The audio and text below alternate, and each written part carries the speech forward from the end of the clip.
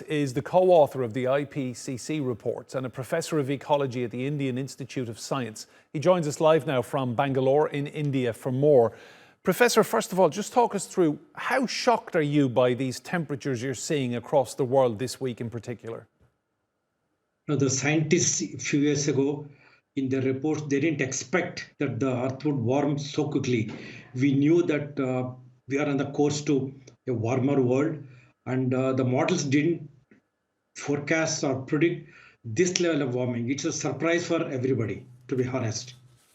And tell me, have we gone too far, or is there anything that governments can be doing right now? I mean, what would your message be to world leaders who say there's no climate crisis?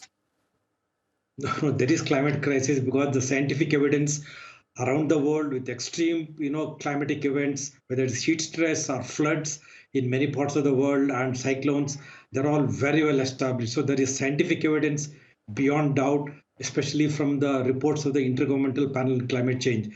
There are short-term measures which governments can do, which I'm sure many governments around the world are trying to do. I mean, what can the average citizen be doing? Perhaps so many people now feel powerless, watching these temperatures just climb every month, every year, records being broken. What would you say to the ordinary person out there who is extremely concerned? I think individuals, the individuals matter in all in the behavior, how they use energy, how they travel, how they, manage forests and so on and so forth. Plus, I think the individuals have to put pressure on the governments, on the political system, on the member of parliaments, members of Congress to really pass legislations, to pass acts, to provide incentives and disincentives, to promote renewable energy, halt deforestation, plant trees. There are hundreds of things, improve energy efficiency, paint the roofs white, build more parks in the cities. So there are hundreds of things governments can do.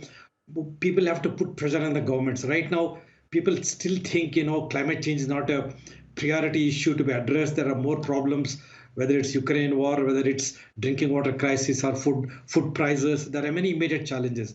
But climate change is not still on the priority of any government in the world, to be honest. And that's a pretty shocking indictment, Professor, isn't it? That we've got this situation where year on year, temperatures are increasing.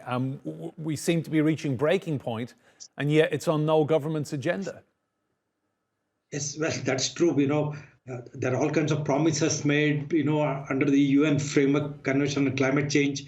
During the conventions, every year they meet presidents, prime ministers, environment ministers. They make promises, and the promises are not met. And the investment in petroleum, coal continues to increase. There is more investment going in, more oil, more natural gas, more coal is being extracted.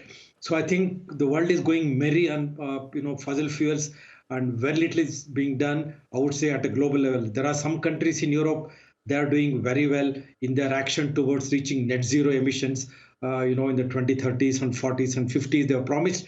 But most other countries are not doing enough to reduce emissions, to promote energy efficiency, to promote renewable energy, to promote forestry. There are key things that they have to do. They are not doing enough. Professor N.H. Ravindranath, live for us in Bangalore from the Indian Institute of Science. Thanks for your insight.